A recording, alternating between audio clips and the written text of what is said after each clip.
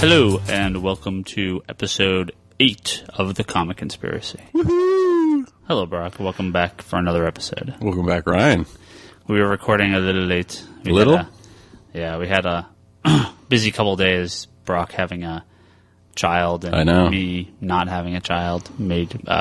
You having a near-death experience. Well, yeah. And that's typical when you're driving with people coming home from clubs at 4 o'clock in the morning. So. And arguing with their significant others. Yeah, that's fine. That's fine now. But we are back for one more episode. This is the 8mm episode.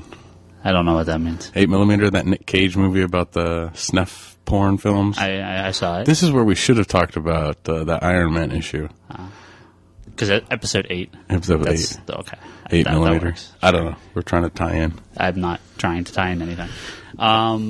We have... Yeah, actually, to counter last week's All Marvel episode, I think we were unintentionally going to basically all DC episodes, so we'll see how this works for us. Totally not on purpose, though, so that's kind of funny. Just the way life works sometimes. I know. But a lot of big DC stuff this week. But Brock, you have some news you wish to share. Oh, yes. I am... As of 6 o'clock in the morning on New Comic Book Day this past week, Wednesday the 11th of May, my son Brody Ethan Sager was born.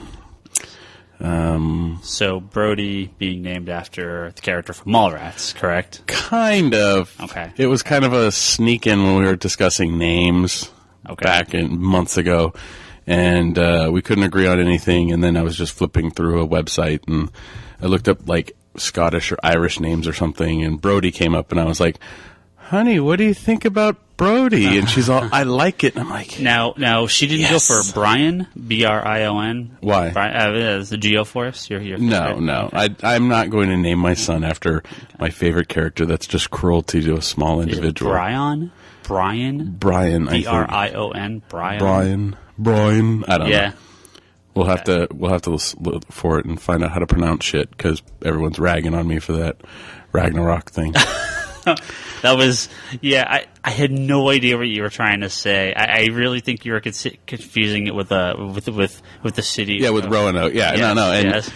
And when you look at the two words, they're similar, and everyone's like, but there's a predominant G, and I'm like, you can move. I can read that paragraph that they give people to test when they move every last letter, or the first letter and the last letter are the same, but they jumble up the letters in the middle. I can read that paragraph. Yeah. I can read so it's kind of like if you took those two, put them side by side, and jumbled the letters. So, but yes, I've been corrected. Okay, let's move on. Okay, but you have a kid. I have a kid, yes. And you brought the kid into the comic store before you even went home. Before we even went home. So is that kind of marking the kid, the first person the kid sees should be the mother, kind of that sort of thing. The first place you brought it to is a comic book store. Just kind of getting them ready. Yeah, just getting them ready for life as the son of a comic book geek. Excellent. Yeah, so... We have a lot of people. We actually have, I know 2 Connors and 2 Olivers, or Ollies. Well, there's a couple Logans, too. I know a couple Logans. These are all... customers' kids' names. Yeah. So I know 2 people that named their kid Connor and Oliver. Yeah. Which Green Arrow and Green Arrow's kid. I know a couple Logans. I know a Cal as a middle name, K-A-L. Trying to think what else. What other names people have marked their kids for life for with comic related. I went with something completely I think you can kind of get away with a few things, if it's a girl and you name her, Kara or something. Yeah. That's not, a really strange name. That's kind of a real name. Or Diana or Donna. Or, there's a lot of names, You can name your kid Hal. That's maybe not the most common name anymore, so it'd be a bit of a stretch. But Peter, like Peter Parker, or, Reed. Reed's a weird name. You wouldn't hear that anymore. But, there's a lot of names that I think you can get away with, but there's a lot that are just wow, you've clearly named your character after Wolverine. Excellent. So I have a quick question. So can I get away with Brody? It's a fine name. I don't really know. It's not a common name to the best of my knowledge, but it's a fine name. Well, I think the reason we went with Brody Ethan Sager was I'm not a big fan of Junior. Okay. So, naming my kid Brock So we would just call him Junior. I never really liked that, but I figured why don't I just pass the acronym on The BR. the BES? Yeah. So that's what I passed on. Cool. And no, I'm not going to tell you what my middle name is. You know what my middle name is? Isn't it Dick? No. What's wrong with you? That's what you call me, but that's not my middle name. I forgot what your middle name is, actually. My middle name is Francis. Francis. It's been passed down by about 5 generations, I think. So, Oh, nice. Yeah. Nice. So it's like Francis the Fifth? something like that. You should get that changed on your license. Ryan Francis the Fifth Higgins. I don't think the fifth, your middle name. I don't think they can. I think it's like the first name. And hey, it's your name. You can do whatever you want with it. I guess. At this point. I guess. Okay. Brody's stuck with his name. Okay. So, labor was 9 hours. She pushed for 30 minutes. Too much information. I watched Brody come out. That's wonderful. I watched them circumcise him. That's terrific. It was pretty cool. I actually asked while I was in there if I could go to the ER and watch a gunshot victim get worked on, because I figured if I had already seen those two things, I could probably handle the gore of that. Ugh. You probably, on the other hand, would have passed out and had to go to the ER due to a... I'd just be at home playing World of Warcraft, waiting for the kid to come home. I Oh, figure, jeez. just whatever. It's fine. So. Nice. All nice. right. Done with kids. We'll talk to your kid in like 20 years when he can buy comics. Then I'll care about Yeah, it, episode, 900 when we actually reach that without having to jump ahead? No, I have a feeling there'll be lots of baby talk coming up because people like to talk about their babies for some reason. So sorry if I ever compare what your baby does to what my dog does. Because that's just the way it happens. Nico's like a pet. Like a kid. I always feel funny because we have a dog, and whenever someone's like, "Oh, my baby did the cutest thing," I'm like, "Yeah, my dog did the same thing," and it happens all the time. Yeah, but you never tell me of the cute things your dog does. You always tell me of the stuff like, my dog almost died eating the carpet, or my dog almost died licking the residue off of a plant. Oh, that's so dogs do. And babies will do that too. So yeah, I know. Have fun for the next 18 years, Brock. I know. I know. I've already changed dirty diapers. It's awesome. Let's talk some comic books. Talk some comic books. I consider Brody a new comic book. Is he near mint? He came on New Comic Book Day. Yeah, that works. So it's my new comic book. Cool. So. Okay, Brock, I think you got an email. Email. We've actually received way more emails than we have time to read on the air, so I'll answer a bunch of these personally back, and then we may do in the next week or two just another all-email episode, because I have a couple dozen emails I need to respond to, so we'll get these sorted out. So if you keep writing in, thecomicconspiracy@geekbox.net, we'll either read it on the air or answer back personally, which is cool either way, I guess. So I'll try to keep them all answered, so... Either on the air or off the air. Yeah. Either way, we try. Yeah, well, you try. I don't. I only get them sent to my phone right before we record. That's fine. So this is from Jeremy. I'm probably going to butcher the last name. Amu. I don't know. AMO. You have the email. It's on you. I also have the horrible pronunciation skills. But Jeremy Roanoke. Dick. Anyway. Hey, Ryan and Brock. Literally. Jeez, can I finish? Yes, can I get you on the email? Hey, do me a favor and take a swig off of your Black Mama Snake while I read this. Okay. Sick bastard. Hey, Ryan and Brock. Literally started listening to you guys yesterday and was excited to see that there was a Comic Talk podcast. Love you guys. You're freaking awesome. And congrats to Brock for the newborn. You are now part of an elite group of individuals called the Fatherhood. Laugh out loud. Cheesy joke. Yeah. Thank you. I know. Psychic. I know. Anyway, I'm rambling. I love futuristic sci-fi type stories and superhero comics and wanted to start getting into the Legion, that being the Legion of Superheroes, where I'm not totally lost to what is going on. Any suggestions? First of all, you're always going to be lost because it's the Legion of Superheroes. It's, so many characters. I mean, who's who in the Legion can't even help you. It's 9 issues. The who's who for Legion is 9 issues. Yes. So Brock, I think we talked about Legion a little bit in previous episodes. Yeah. Now, Legion was always the one area of the DC universe I kind of stayed away from because it's the future, because I knew it had been rebooted once or twice, and I knew there was weirdness to it, and I kind of stayed away, but in more recent years, I have got into it, and I got into it hardcore. But basically reading every other DC book, I figure I might as well read the Legion as well.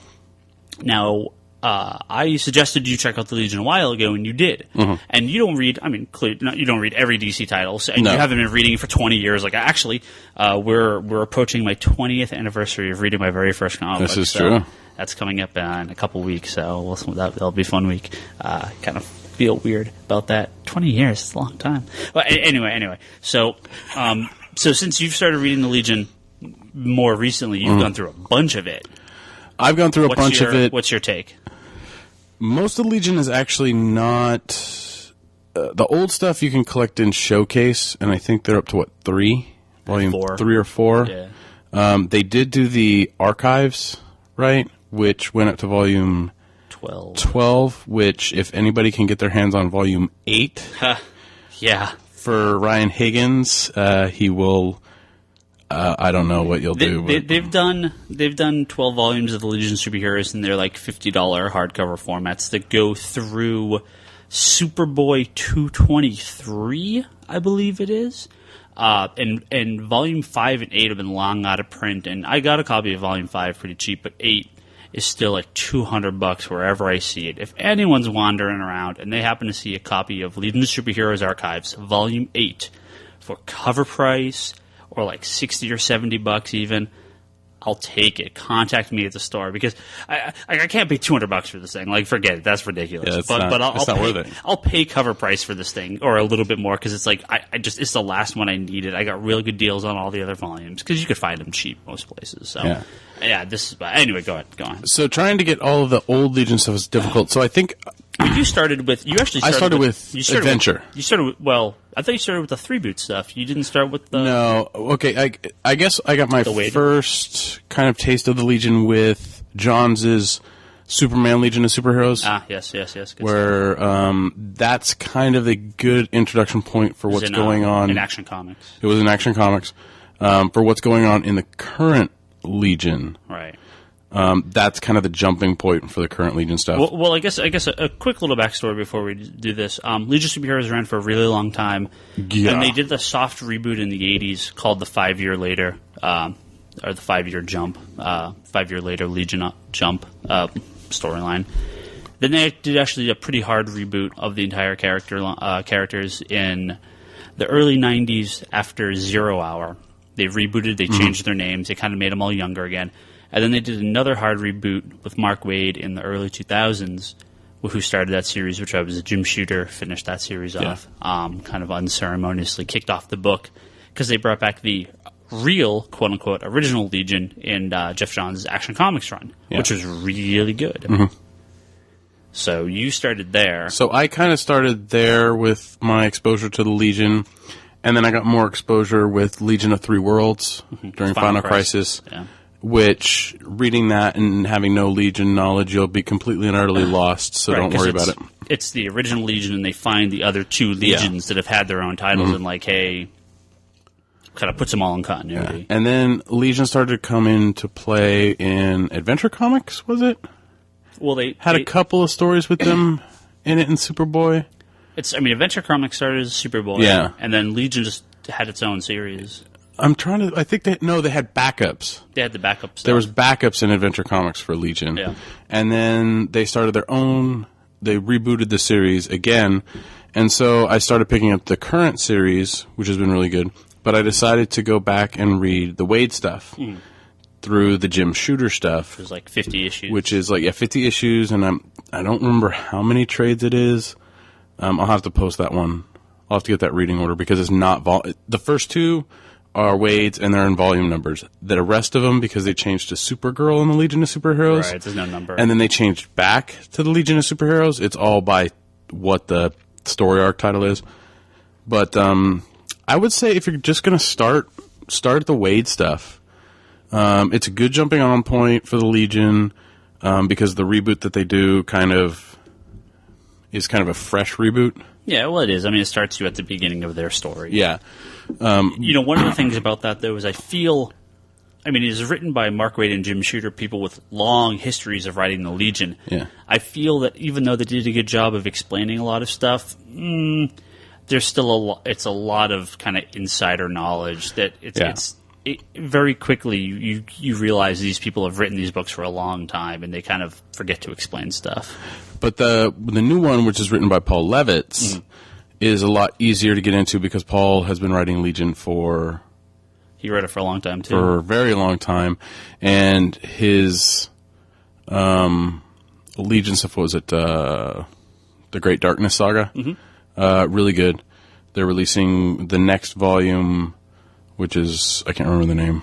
Yeah, I don't remember. That's not really like a big story like the Great Darkness Saga. It's just the remainder of his the pre-Baxter Paper reboot of the series. I think it finishes up most of that. Yeah.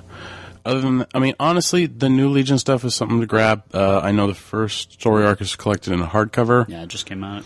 And then the Wade stuff is available in trade paperback. Correct. Or graphic novel form, soft cover. But yeah, those two, I think, are good starting points. Definitely the Jeff Johns Action Comics. Yeah, Legion of Superheroes. It's just called Legion of Superheroes. It's called Legion of Superheroes, but the problem is it's kind of the Legion of Superheroes, but it's the Legion of Substitute Heroes, and then it's a lot of the subs. Yeah, and so it's we're awesome. They're awesome, but I think if you read the Paul Levitt stuff, you would kind of get that, and you would understand action. The Action Comics the Paul Legion Levitt stuff takes place after the Jeff Johns stuff. I mean, the action stuff really, he brings the Legion back, the original Legion back into continuity.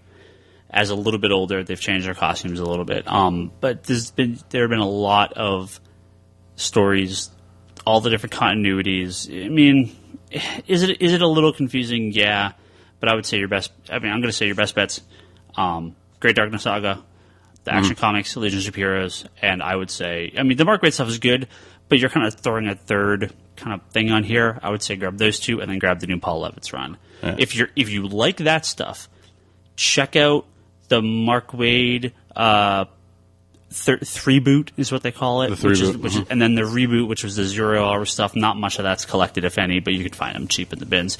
If you like the main story, check out those other ones, and definitely Legion of Three Worlds, The Final Crisis by Jeff Johns and George Perez. Yeah, I'll try and get something written up about it for you listeners on the blog. But yeah, Legion's a good place to start. Yeah. Space stuff, it's awesome. Yeah, and it doesn't cross over with a bunch of other titles. It's very self-contained. Very self-contained, and it's an enjoyable read. Yeah. Well, I get an email here from David, continuing on the confusing DC continuity stuff. They need to hire that guy from Star Wars. Huh? At the Lucas Ranch. What's that guy's name? That does all the continuity. Oh. That's what DC should do. They should hire that guy. They should. Says, hello, last Friday I went to my local comic shop. Thanks to you guys, and you're a great show. You're welcome. Nice, thank you. Picked up Axe Cop, which is a very funny comic. And like a good video gamer, I got Arkham City. Ooh, nice. Actually, Brock, that was your pick of the week, too. Do you like that? It was my pick of the week? Yes, you haven't read it yet. I haven't read it. Okay, well, it was your pick of the week, whether you knew it or not. Okay. I saw all the Flashpoint stuff at the store, and I got interested in it. In Arkham City, there was a list of books to read to follow Flashpoint. May had 2 books, but June had 22 books. Is it really necessary to read all these books, or how you follow, or all these books, or how to you follow Flashpoint? I apparently can't read the sentence properly. I'm very confused. Thank you, David. Thank you, David. I'm confused. And right. David, it's not your fault. There's no need to be confused. All right, so here's how crossovers work, Marvel and DC-wise, in the modern day.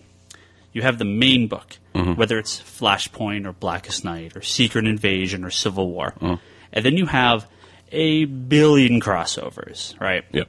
What they're doing with Flashpoint is sort of what they did with Blackest Night, but they're doing it to a very hardcore extent at this point, where the only main title that's crossing over with Flashpoint is Booster Gold. Everything else is done in its own miniseries. So the way this works is you read the first issue of Flashpoint, and then for issues 2, 3, and 4, there are these miniseries, and then issue 5 is the last issue after the miniseries have finished. So it's very concise. What DC decided to do was they canceled a lot of their ongoing titles. So Outsiders, Batman Confidential, Rebels. God, what else was there? There was a whole bunch that got canceled. Did Secret 6 get canceled? No, that's still around. They ended First Wave. Doom Patrol, Spirit, and Doc Savage are supposedly canceled. They ended a bunch of miniseries. I mean, there's not a lot of new miniseries coming out from DC. So they did a big house clearing, and they said, for these 3 months, we're going to have a ton of Flashpoint miniseries. You don't need to read them all. What I always suggest is you get the main book. If you like characters from the book, they're all going to have their own miniseries. If you like a character specifically, like I just want to follow the Batman stuff or just the Green Lantern stuff, they each have a title or two you can pick up. I think Batman has the Brian Azzarello, Edward Rizzo, Batman 1, and there's a what is it, the Flying Graysons and Dead Man, which is like Dick Grayson and Dead Man, which is kind of cool. There's like a Project Superman, which is what happens to Superman. So there's all these ones that tie in with the main books, but they don't interrupt the actual ongoing stories from all the other titles. If something looks interesting, check it out. It's only going to be 3 issues, but no, you absolutely do not have to read them all. No. So, will I? Yes, because I'm crazy. Do you have to? No. The main points of the book are going to happen in Flashpoint. It may reference stuff that happens in the crossovers, but they're there just to sort of flesh out storylines, give you a better idea of what these characters are doing. Some of them have nothing to do with the main Flashpoint book. It's just like, hey, like the Canterbury Cricket. What the hell is this about? We have no idea. What? There's a book called The Canterbury Cricket. I'm actually interested because it's about cricket. No, it's not about cricket. Beat you with this mic. It looks like the Martian Manhunter, but like a giant cricket. I have no idea what this book is about. It looks glorious. So we'll see. I love totally. I think it's actually there. I think it's the Flashpoint ambush bug. Oh, nice. Yeah. Nice. Yeah. That'd be cool. Yeah. So we'll see. Even though I've never read any ambush bug, but ambush book is hilarious. I understand the premise. Yeah. So we'll see. I have no idea what this book is about. So yeah. Well, don't get scared off by all the crossovers. Follow the main title, and if something looks interesting, pick it up. Well, this is my question: is Booster and Flashpoint going to cross like Blackest Night, Green Lantern Core did? No. Because with those, there was really a little bit of more of interweaving. Oh, Blackest Night and Green Lantern, there definitely was. Nope, to the best of my knowledge, Booster Gold is Booster, having been outside time, gets caught up in Flashpoint, and he's like, whoa, wait, I'm in this alternate dimension, what the hell's going on? Crazy crap. Oh, okay. Now I'm going. Kind of like how the Booster Gold Time Masters miniseries during the Batman Return to Bruce Wayne had. You mean really, Vanishing Point? Or Vanishing Point had nothing to do with Return to Bruce Wayne. It didn't affect it at all. I have a feeling the Booster Gold series is going to be very similar, where it's like, yeah, Booster's in this alternate reality, crazy crap. Okay, now we're done. Yeah, it'll be cool, but I don't expect it's going to tie in. Well, hopefully, I mean, it doesn't. The Booster Gold's really been a really good series. Oh yeah. I hope its interaction with Flashpoint doesn't hinder its continuing afterwards, but I doubled my orders, so sweet. Yeah. So Flashpoint. I would say, yeah, you don't have to worry about all the crossovers. Well, now we talked about Flashpoint. It is a good point to talk about Flashpoint number 1. Mm-hmm. Brock, what do you think about Flashpoint number 1? I read the Free Comic Book Day sneak peek. Yeah, it was just a little prelude. That was a prelude. It was just stuff from the first issue. Yeah, and honestly, I wasn't impressed with what I read from there. Sure. Going back and actually reading Flashpoint in its entirety for the first issue, I guess I have to premise this by saying I read Flash 11, The Road to Flashpoint, before I read this. Did you read 12 before this? Or sorry, 12, yeah. Okay. The one that came out this week. Yeah. I don't know what the fuck happened. They were going after. They were going after Zoom. No. They were going after Zoom. Right. And then there was a boom. Right. And then you read Flashpoint. Right. I don't know. I got a Grant Morrison headache for a second when I read it. Well, you don't know what happens. No one does. That's the point. And that's the thing is I understand that's the point, but I didn't. The transition, I think, because of the Flash series has been okay. It hasn't been great. It was a rough transition for me because I didn't. He's like, I can control time. I can manipulate my age. I'm like, okay. But then, boom, all of a sudden we're in an alternate reality. Right. There really wasn't any... We got a little bit of this build-up, but then there's this gap in what's actually going on. Sure. Which, if they explain it, that's fine. But I think for people kind of just getting into it, it would be like... Well, let's give a little backstory here to the last year of Flash, and then Flashpoint number 1. Okay, so that'd probably be a good thing. So they rebooted the Flash series after Final Crisis and after Blackest Night and all that. So during Brightest Day, they said Barry Allen's back as the Flash. We're going to reintroduce him, his wife Iris, and the whole cast. The first arc was with the Renegades, they call themselves, correct? Which is the Rogues, his Rogues gallery, Captain Boomerang. Well, no, not Captain Boomerang, but but the people that are the Rogues, Mirror Master and Heatwave and all these guys. But they're from the future. There are future versions who are now heroes. They've traveled back into the past to stop the Flash from killing the Top? No. Who is he? I'm totally blanking. Who he killed? Well, he killed one of the Renegades, and now they've traveled back in time to stop him and arrest him for killing him before he commits the act. So, typical time travel, got to prevent the future from happening, sort of stuff. So, interesting story. One of the parts of the book was there was this giant mirror from the original Mirror Master, and this says, in case Flash returns, talking about Barry Allen, break this mirror. And the Rogues break it, and nothing happens. At least we don't believe anything happens. He sees like this weird future. He's seeing all this weird stuff in the mirror. It's kind of this weird psychedelic trip. Barry sees his mom, who had actually been killed years ago. There's been some retconning on what happened with Barry's parents. They were alive in the past, but it's like Zoom has gone back in time and killed his mom and blamed his dad for it. And his mom is a cold case. Well, right. I mean, in the original continuities, his parents were alive. I mean, this was not a thing. So this is something recent where Zoom has Professor Zoom, the Reverse Flash, who can travel through time, who's from the 25th century, I believe, goes back in time, kills Barry's mom in the past, and sets up his dad as the murderer. So now the new continuity is that Barry's trying to solve the murder, the cold case murder of his mom. So big retcon for the character, but whatever, it's interesting. Now, so he sees this weird world where he's talking to his mom. It's like this one little flash, and you're like, well, what the hell is this? This is like 6-9 months ago or so. The last couple issues of Flashpoint have been them fighting Zoom.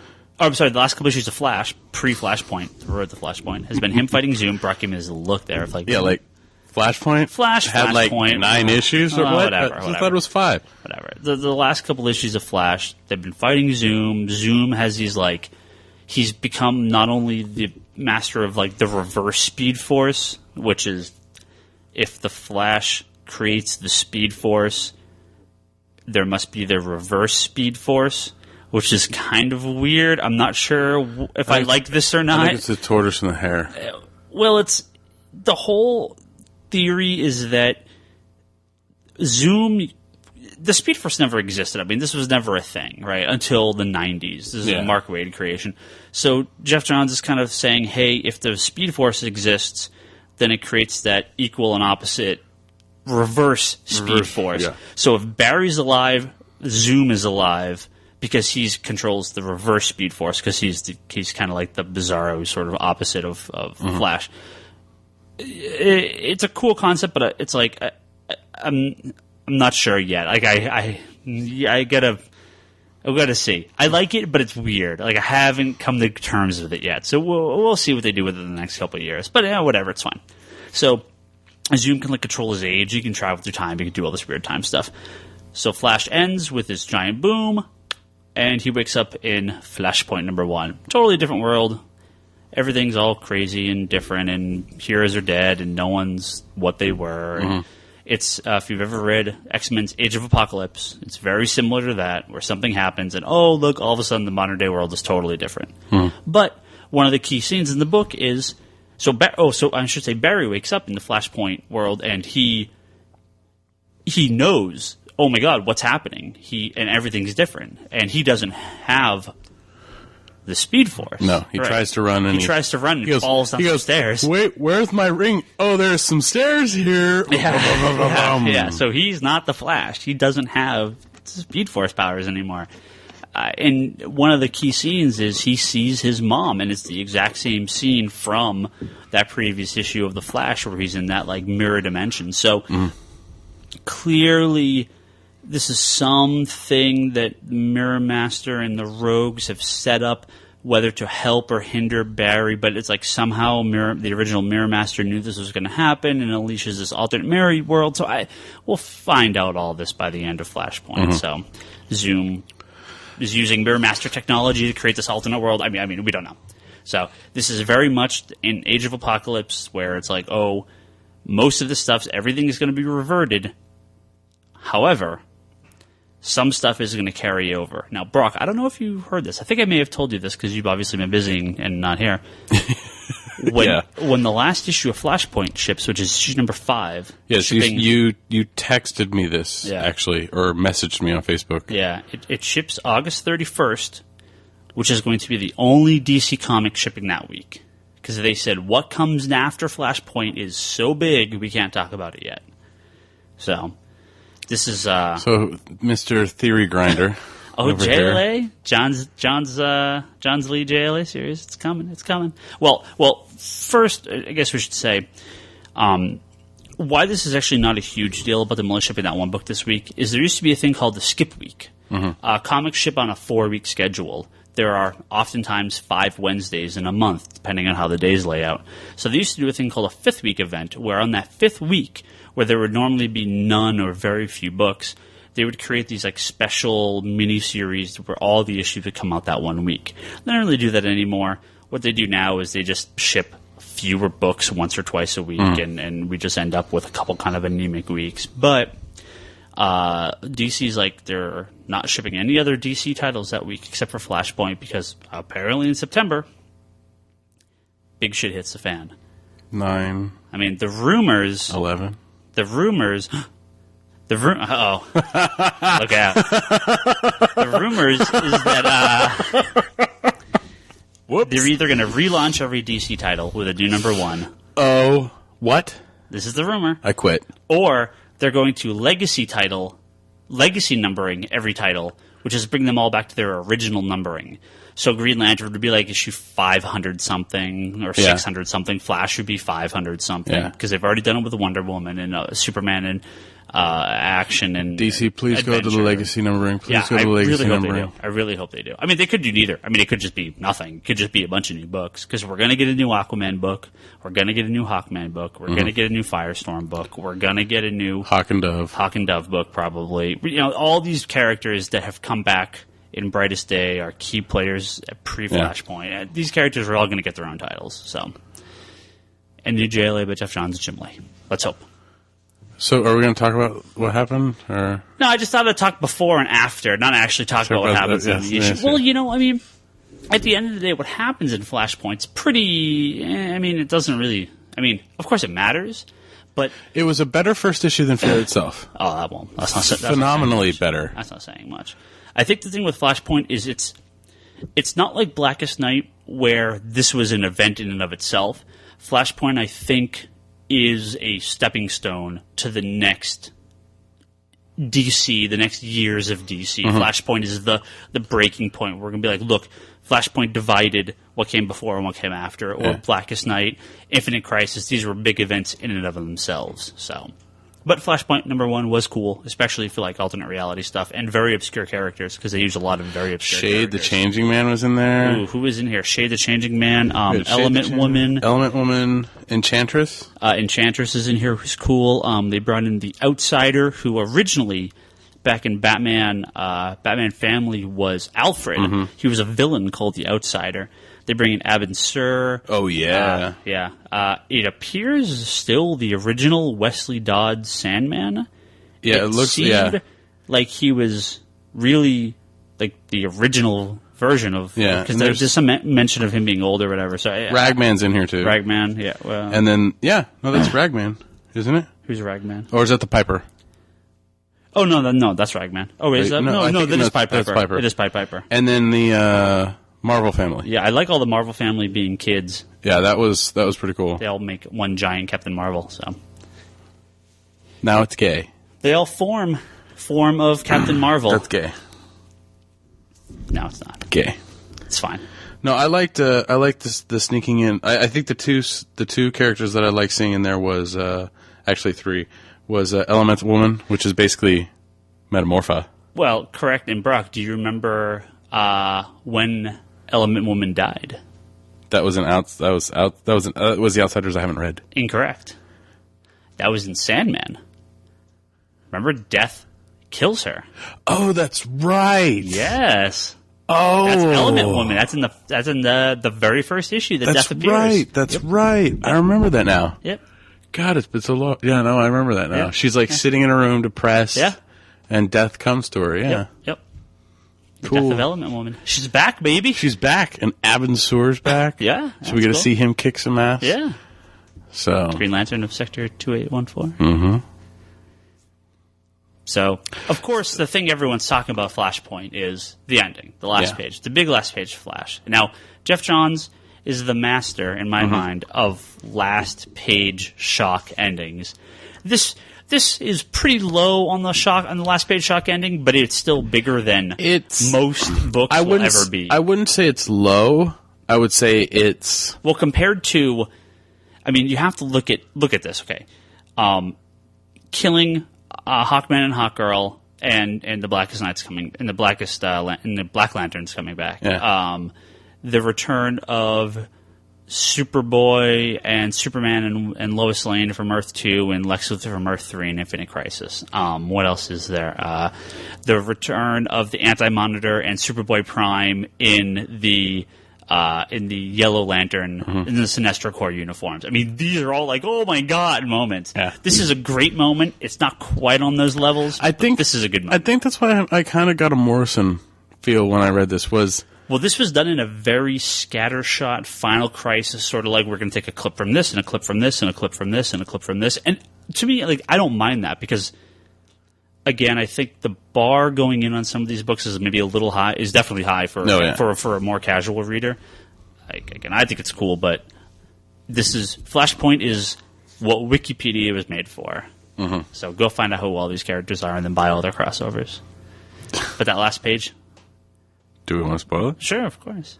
So Batman in this alternate universe, big spoilers for Flashpoint, is Thomas Wayne, Bruce Wayne's father. And it wasn't his mom and father that died that day in the alley. It was Thomas. It was Bruce and his mother. Right. Martha? Martha. So Martha and Bruce died in the alley, which I liked. After reading it, I liked that they said, why do you always bring them to this alley and drop them? Yeah, yeah. So I thought that was pretty cool. Yeah. It gives you kind of, I don't know, with all the Thomas Wayne stuff that's been going on in Batman, with like the Black Mask and Grant Morrison's run and him bringing all this Thomas Wayne stuff back into it, I'm not really surprised. Well, it's a cool little twist. It's a cool little twist. Yeah. You can see the twist coming a mile away. Yeah, well, you can see it on the last page. Yeah, you see it on the last page, but you can see it coming leading up to that. Well, yeah, a little bit. So, but, yeah. Well, let's see where it goes. I think it's interesting that Thomas Wayne is going to be the basically main character in a giant DC crossover, which is cool. I like that. Mm-hmm. So, these big DC crossovers, too, they do a good job of taking some really obscure characters and pushing them to the forefront. And I think with these miniseries, you're going to get some new fans of some very obscure characters because I think they're going to do some pretty cool stuff with these guys. And, and the thing about these level of characters, which is why I always kind of liked Speedball and Nova and Firestorm. These are kind of not your big major characters, so you can do a lot with them. Mm-hmm. The characters they have in Flashpoint, well, it's an alternate dimension, so of course you can kill anyone you want, but they can really kind of give you a new spin on these characters. And it wouldn't surprise me if a few of these guys end up back in the DC universe with some regularity after Flashpoint, so it'd be cool. Yeah, I think that it's a good thing, like, those secondary characters, so to speak, that second row and third row of characters, those characters you can dive into more. Those are the characters that you can explore more, not necessarily when they have the cape or the mask on, but when they have it off.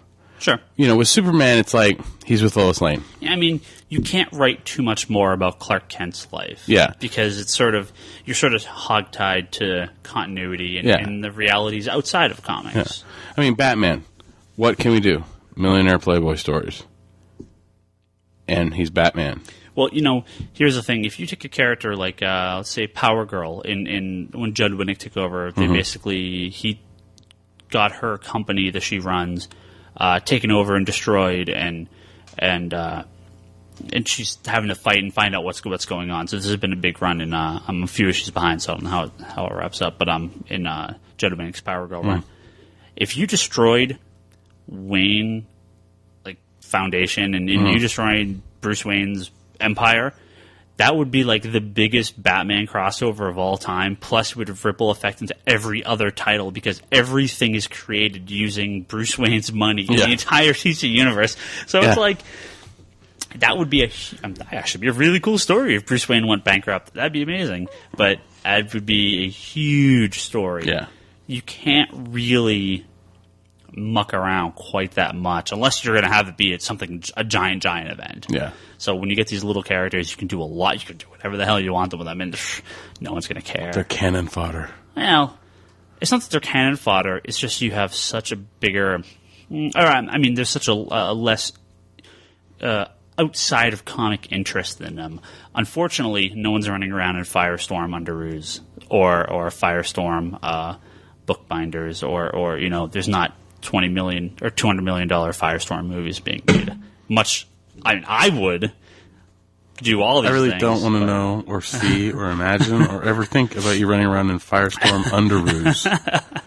It's disgusting. So I'm going to vomit. So Flashpoint. Thumbs up, thumbs down, thumbs sideways? Right now I give it a thumb sideways because I think we need to read the next one to kind of get... Yeah. Because I think I've noticed that with Johns is that with a lot of his writing, some of his stuff like Brightest Day, and there's a couple issues that just blow you away. Yeah.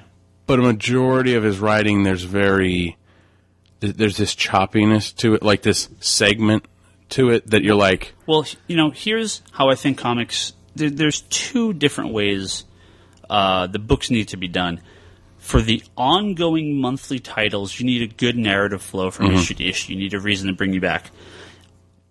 We kind of dinged on Fear itself for not having those real grabbing first or second issues, which I think in these big miniseries and these big event books and just out of continuity miniseries and any of these things, it's meant to be one story. So your big moment should be like kind of the beginning and at the end, and you have all the middle stuff where things happen. But they're still being released monthly. So you have to accommodate both the monthly audience and the collected format audience. So you want something to happen, I think, early and in the end, but if the middle is a little kind of just... Empire Strikes Back? Oh, Empire... Well, right, because the big action happens in 1 and 3, but the sort of all the good story elements are in the middle. All the backstory, all the big character building is in the middle segment. If Fear Itself started a bit slow, but if it ends well, it'll be fine because it's a self-contained thing. But when you're talking a monthly series, you need it to keep going. Well, this one was choppy, but I think Flashpoint gave you something at the end to keep you interested. Right. I think Flashpoint gives you enough in the story that when you read it all together, it's going to be cool. But it has, at least for the first issue, a great chapter break. Yeah. Which more miniseries events need these. I'm not going to ding them too hard if they don't, but they should because they are being read monthly originally.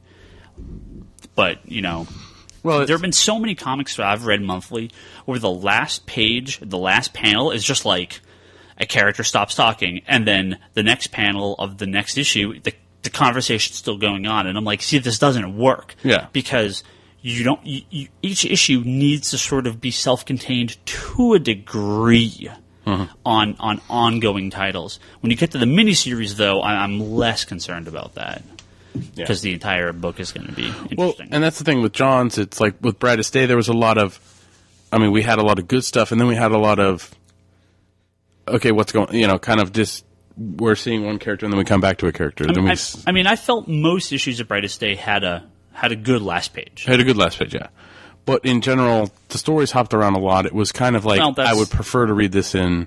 But this is the problem. A group format. Right. This is the problem with 52 and Countdown and all the weekly series, that they're a little difficult to read weekly or bi-weekly. 52, I don't think was too bad to read weekly. It was a lot better to read 10 at a time. Right. But, Yeah, I think that I think this is also part of the reason why we haven't talked any War of the Green Lantern, is that not much has really happened. Yeah, we had a couple people asking about War of the Green Lanterns, and it's been cool, but we're still in the middle of the story, and I don't. It's a Green Lantern crossover. It's not affecting the rest of the universe very much. There's nothing. There's cool stuff happening, but it's not game changing yet. So we'll talk War of the Green Lantern probably as we get closer to the Green Lantern movie, because for sure we'll have a couple all Green Lantern episodes. God, we're gonna have to.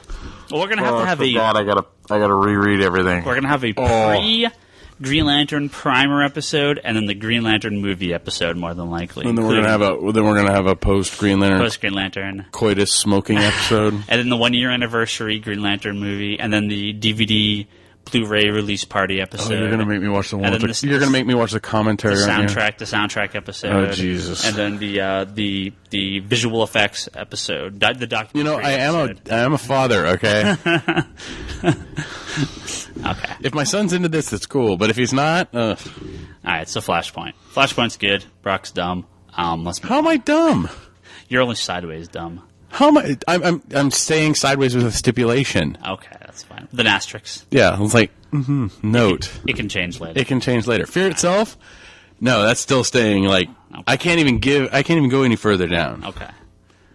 Again, we'll give Fear itself a few issues. I'll read it, but I stopped. I stopped picking it up. I will read it, but I will not. Did you actually get to check out Journey in the Mystery? I told you the Journey in the Mystery books were better than Flash and No, you had me read the Astonishing. No, I had you read Mighty Thor. The Mighty Thor. You had me read that. Yeah, Journey in the Mystery is actually pretty good. Oh God. Yeah. No, Loki's a little kid running around in it. It's actually pretty decent. Loki's a dick. Yeah, I know, but Loki stories bore me. They're pretty. It's better. It's better than Mighty Thor and Fear itself. I'll tell you that. Which I was shocked, like really shocked. I'm sorry, I have a really bad taste in my mouth with Loki because the Straczynski stuff, Thor, was good, and then we had Siege, which I'll sum up Siege right here, right now for you. Asgard comes down and floats above Montana, or wherever the hell it was floating above. Arkansas, Montana. I don't remember. One of those states. Braxton. One of your favorites. It floats above this outside the city of Braxton, right? So anyway, Norman Osborn and his goons attack. Why are you talking about Siege? I'm summing it up. They attack it. It falls to the ground. Loki dies. That's Siege. Well, yeah. I needed 4 issues to tell me that shit. Sure. You need 1 issue to have all the Green Lantern rings. I mean, the Thor hammers turn people into the different Green Lantern. The Tron-looking the different Lantern cores. I mean, the different hammer cores. The hammer cores? Yeah. The Tron-looking hammer cores? Yeah. You know what? We need to flip to that issue and look for all the sexual innuendos and see if the Disney... Oh, and I still haven't finished doing that. Damn it. What? I've written it down, my little Disney... Oh, okay. Marvel thing. Yeah. I started writing. I wrote it down. Took some notes, and I'm going to formulate it. But I'll get it up. Excellent. No one knows what you're talking about. All right, let's move on. Flashpoint was good. Moving on. Flashpoint was good. We'll talk more Flashpoint as it comes out. Probably hold off on talking about too many of the miniseries unless they really blow us away. Because the main book is what you need to read. Yeah. So. There is one other big DC story from this week. Somebody say. Exactly right.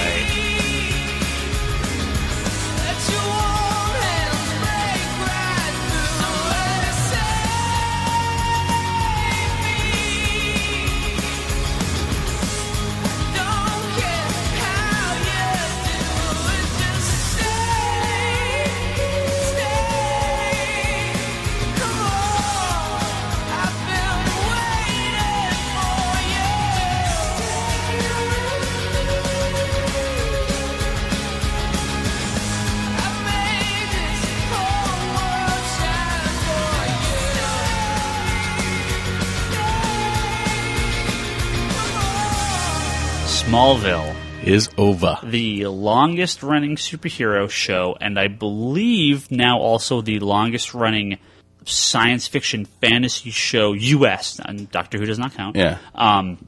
Because it just beat out Stargate by a handful of episodes. Stargate SG-1. Smallville is now done. We've had the series finale of Smallville. I'm very sad. Yeah, I know. Your girlfriend posted, I never have to watch Smallville again. This podcast will be her knowing that I'm now going to rewatch the entire show. So at some point, so she'll get to hear somebody saving me.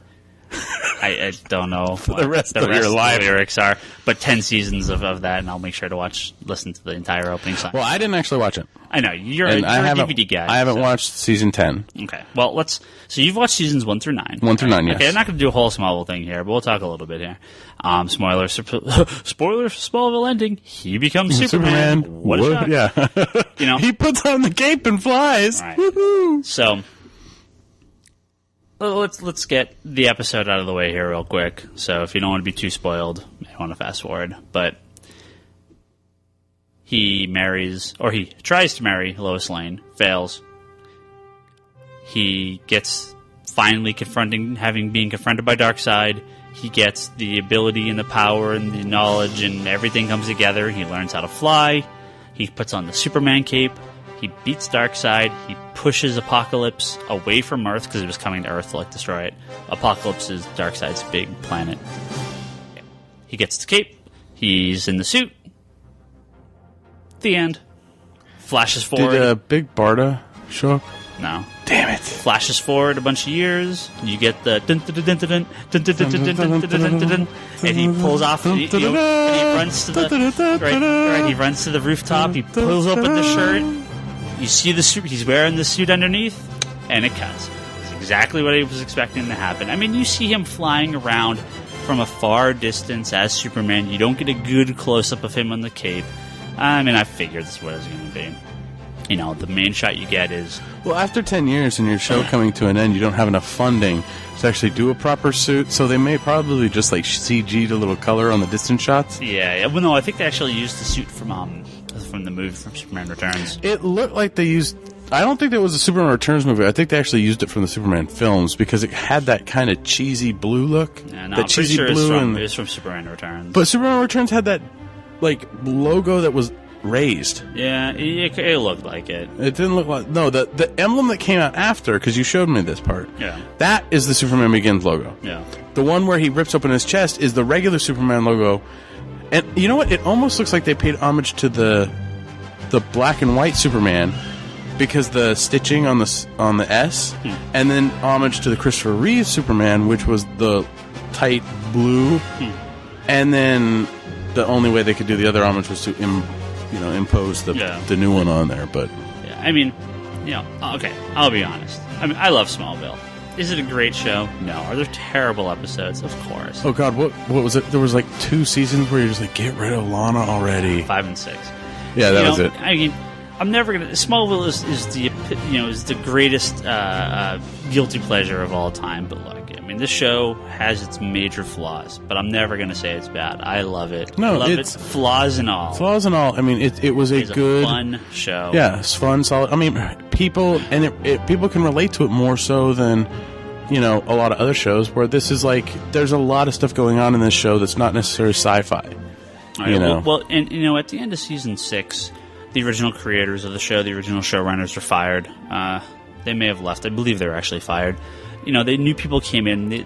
Around season 7 is when it became Metropolis, right? Yeah. I mean, they really went away from Smallville, and you got a lot of the DC universe in. I thought that was season 4. No, season 7. Season 6 is the last season that the original guys were involved. That's when Lex leaves at the end of 7. He's barely in 7. So, and then Michael Rosenbaum, Lex Luthor, does come back for a couple short scenes in the season finale, so that's cool.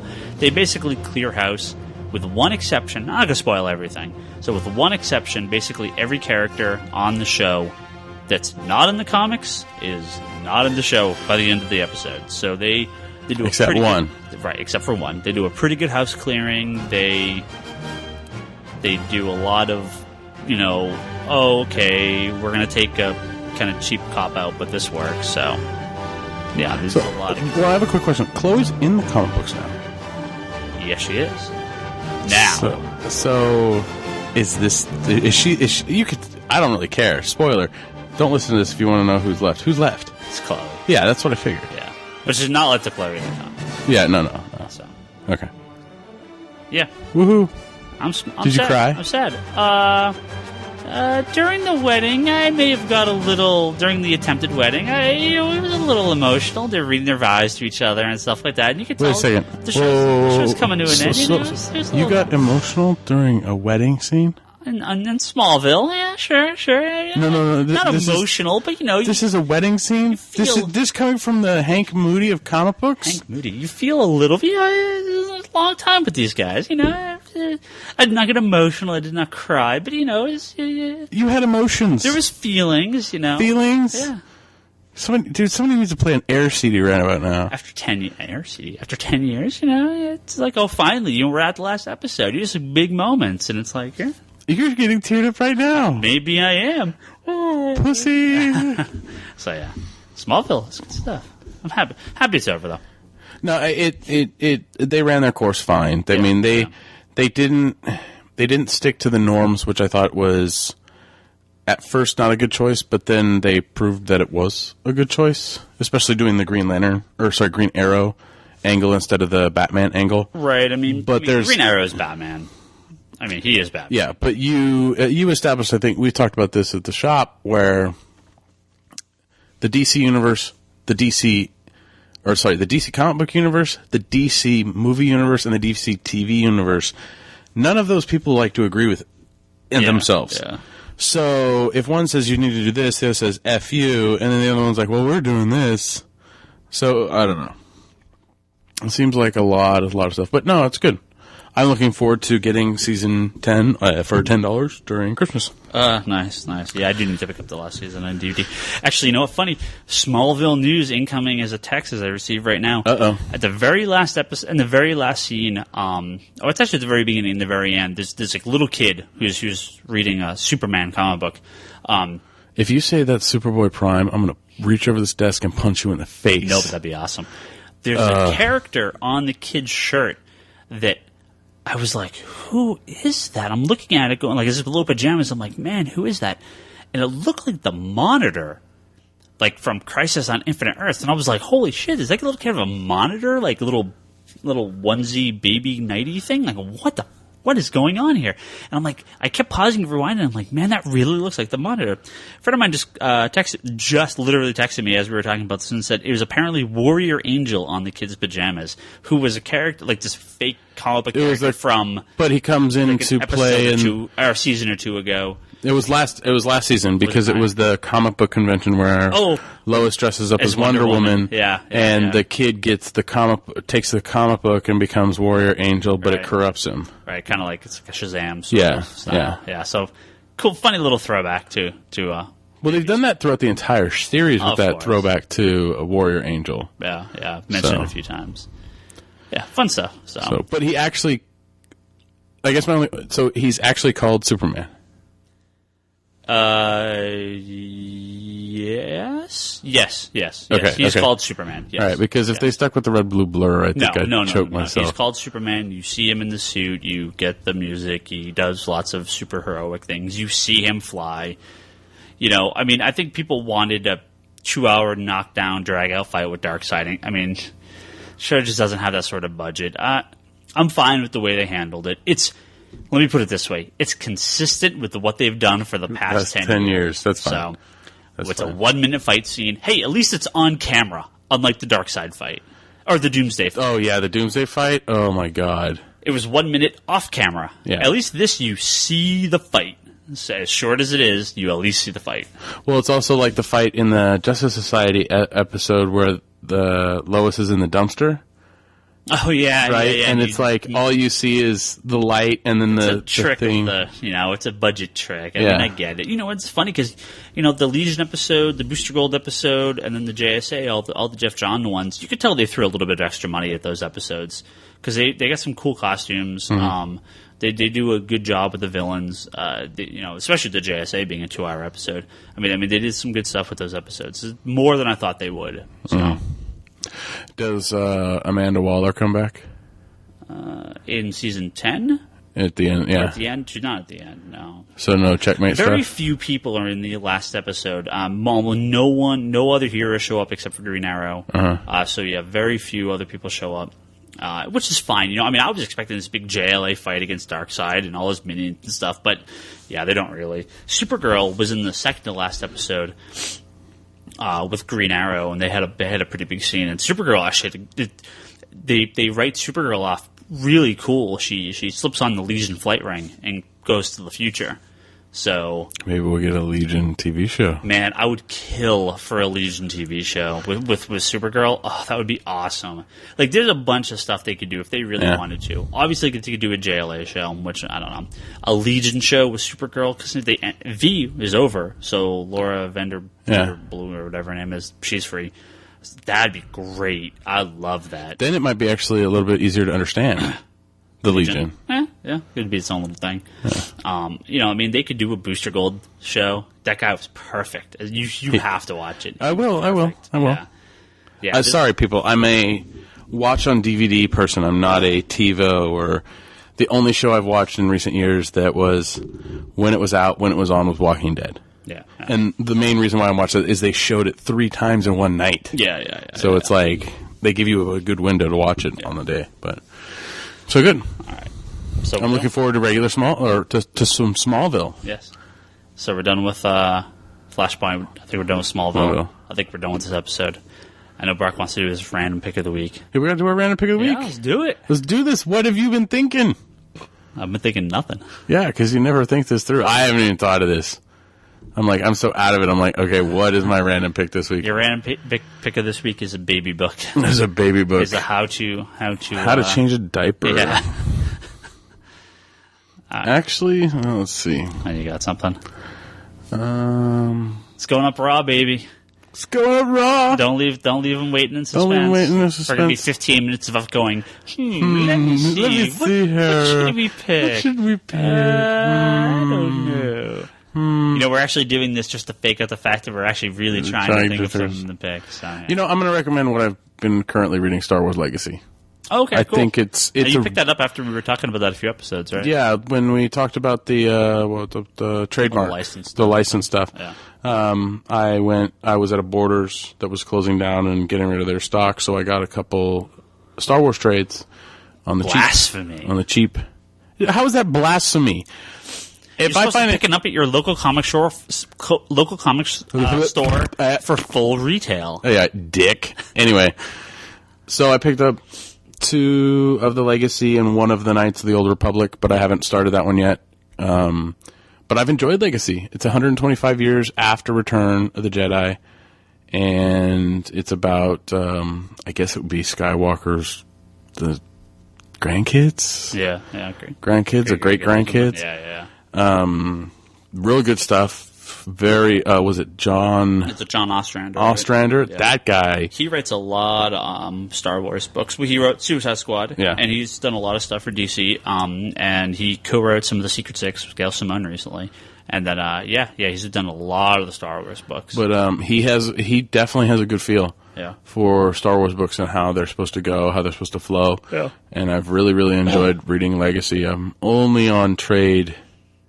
I'm on trade 3 right now. Yeah. I mean, I've slowed down my reading, obviously. I've been busy. Yeah. But, I recommend Star Wars Legacy. I'm going to recommend something. I actually am not finished, but I'm about halfway through the trade right now. I've been we were talking about Legion earlier. I put together a full run of Legion, which is the modern-day Legion book from the 80s that is Vril Dox, which is Brainiac's kid. And it's sort of like a... Wait, well, that's a... This is the precursor to things like Rebels. Yeah, okay. And you had a lot of the space stuff. Which that series... Rebels and awesome. They're canceling it. They're morons. Yeah. Sad to see that go.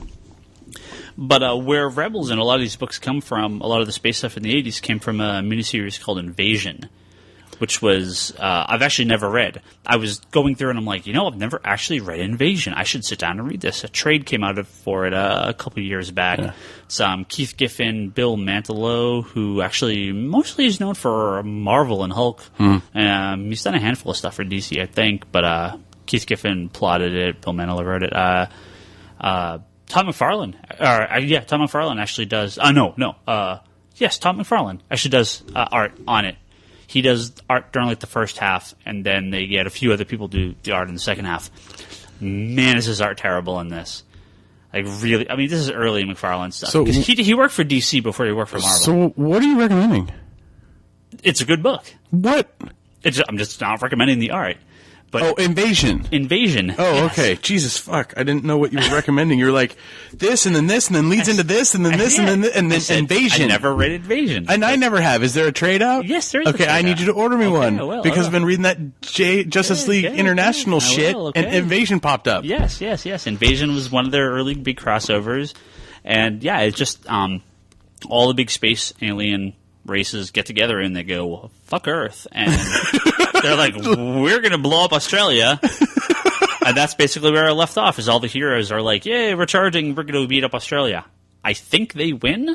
I could be wrong. I don't know. Is this Invasion kind of hokey and campy like Justice League International? Because Griffin wrote that too. Giffen, yeah, no. They do. Well, they have this sort of framing sequence in one of the issues. I think it's at the beginning of the second issue, where it's like all these one panel recaps of every crossover issue. So if you want to know what happened in every crossover, because every book crossed over into this, you can go read those issues. But no, it's fun. I like the space stuff. Obviously, we're talking about Rebels, Legion. Vildox and all that stuff. I do like these characters, so it's cool to see sort of where the Legion stuff started, and it was a big part of the DC universe in the 80s and 90s. So now I'm catching up on the series of like, I should actually read this first bit. So cool stuff. They actually brought it back too in Booster Gold a little while ago. He travels back to the start of Invasion. Yeah, he does. Where he rescues that little girl. Right. So put that down for one of my orders. Will do.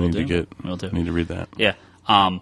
Tom McFarlane's art is pretty terrible, though. His early art is pretty bad. Well, he does the Superman cape where it starts, like, in the front of his shoulders. Like the Mon-El. Like Mon-El's buttons, and the reason why they put the buttons there was because it looks like shit if it starts down here. Yeah, it starts, like, on his bicep, and he goes back, and I'm like... That's not what Superman's cape looks like, dude. Like, come on, Tyler McFarlane. It's like that Batman Detective cover right there. No, it's like the cape comes over. No, that's how Batman... we're looking at a cover of Batman Year 2 here, which is actually Tom McFarlane as well. McFarlane did some of them. Oh, you're looking at I'm looking at the one with the... Okay. Yeah, because he's got the cape covered over like this. Right, we're looking at Detective Comics... I can't read this issue. Part 4, Year 2, Part 4. Yeah, Part 1 and Part 4. Part 1 is, I believe, it's Alan Davis that did that cover. Yeah.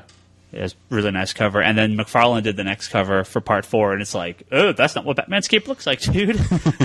So, yeah, McFarlane's got weird cape issues, which is exactly how he draws it in Spawn. So. Yeah, but Spawn, it worked for Spawn. Because it was a new character. Exactly. Yeah.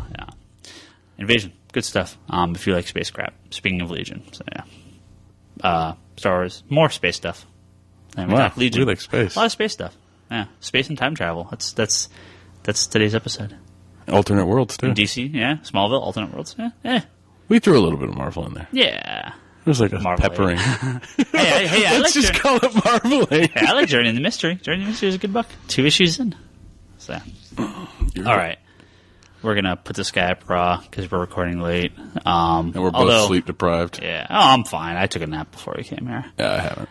We will talk to everyone next week. You should visit our forums if you want to come say hello to us. Forums.geekbox.net. You can listen to us on the Geekbox podcast as well, which goes up every Wednesday night. It goes up in the middle of the week. Generally Wednesday night, sometimes Thursday morning, but normally Wednesday night. We talk video games, comics, movies, geek culture stuff. Fun stuff. Brock's on there occasionally. I'm on there pretty much every week. Or actually, I am on there every week. You're on there every week. Because they record here at the store, so I hope I'm here. If you want to email us, thecomicconspiracy@geekbox.net. We have a ton of emails to answer and read, so we'll probably do an all-email episode in the next week or two. What else we got?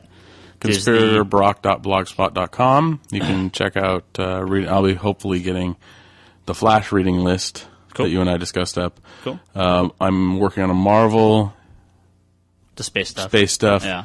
And I'll probably give the Legion, the Wade Legion series, the breakdown of what you should read order. If you are in San Jose, there's the Big Wow Super Fun Comic Fest 2011 San Jose.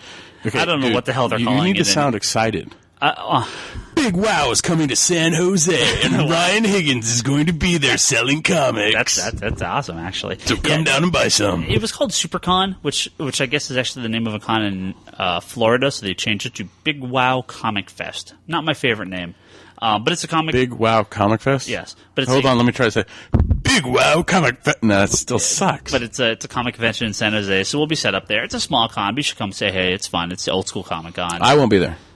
Brock. You're not going to be there. No, I can't. That's fine. Okay. Thanks for telling me in advance. Dude, I told you in advance. You can go to supercon.com, and that's on there. Wait, their website is still SuperCon, even though they call it Big Wow? Yeah, because SuperCon presents Big Wow Comic Fest. Like, they can't call it SuperCon anymore. SuperCon presents Big Wow Comic Fest? Yeah, I guess. I don't know. I don't want to not dance, but have the urge to. But that should be fun. That's this upcoming weekend. Yeah, so we're going to have a wacky recording schedule. Yeah. I'm not sure. We'll record at some point after the con, I guess. Maybe we'll do a Monday night episode and put it up Tuesday morning. How are we going to record on Monday night? We've pushed the Geekbacks. Geekbacks? You pushed the Damn Geekbacks? Fucking Geekbacks? Dang, it's right? like shooting Geekbacks back home. We've pushed the Geek Box back before. Blah, say that once. So yeah. Need to get me some Geekbacks. God. You're from the South. You can say these things. I don't care. How am I from the South? Dude. I was born north of here. But aren't you from southeast area? No, I was born and raised in California. Why do you love, Idaho, then? Why do I love Indiana, Illinois? Indiana. Because it's not California. Oh, okay. Brock likes Indiana. So if you're from Indiana, you should feel happy because Brock likes you. I like Illinois, too. Oh, you like Illinois as well? Yeah. Okay. The Midwest, they're nice people. Yeah. I feel sorry for the people in Louisiana. Isn't that, east somewhere? Do I not know where states are? No, you don't. I know New England and California. Yeah, and stuff exists. East Coast and West Coast. Anything in between exists. Anything in between to you is a blur. Yeah, a red blue blur. A red blue blur. Well, no, it's mostly just a red blur. So that's a Republican joke. So I didn't get it. This podcast is over. We'll talk to you guys next week.